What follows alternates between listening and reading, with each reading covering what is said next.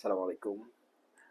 আমরা এভরিডে যে রিসার্চ ম্যানেজাররা আমরা মর্নিং মিটিং করি, মর্নিং হার্ডেলস করি। সো একটা জিনিস খেয়াল রাখা খুব ইম্পর্টেন্ট, মর্নিং মিটিংকে অনেক বেশি ইফেক্টিভ করার জন্য কিছু টিপস আমরা ফলো করতে পারি।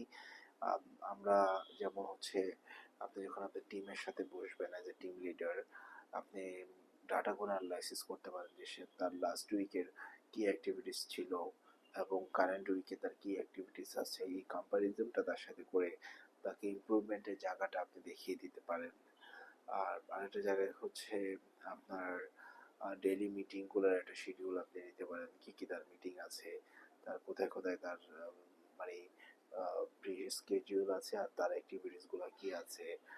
এবং আরেকটা জিনিস খুব ইম্পর্টেন্ট হচ্ছে অকেশন ওয়াইজ যদি টিমের ভিতরে যদি কারো কোনো বার্থডে থাকে, ম্যারেজ ডে থাকে, আমরা ওগুলো সেলিব্রেট করতে পারি। মোস্ট অফ দ্য দিন ডেতে যেটা করা হয় শুধু আমরা টার্গেট এবং সেলস নিয়ে কথা বলি, এর বাইরে আপনার লাস্ট ডেতে বা লাস্ট উইকের আপনার অ্যাচিভমেন্টগুলো নিয়ে আমরা কথা বলতে পারি যে আমাদের অ্যাচিভমেন্ট কী আছে।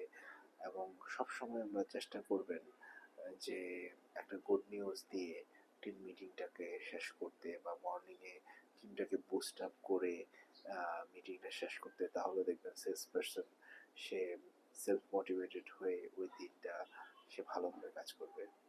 আর এছাড়া আরো অনেক ধরনের টেকনিক আছে, আমরা পরবর্তীতে এগুলো নিয়ে আলোচনা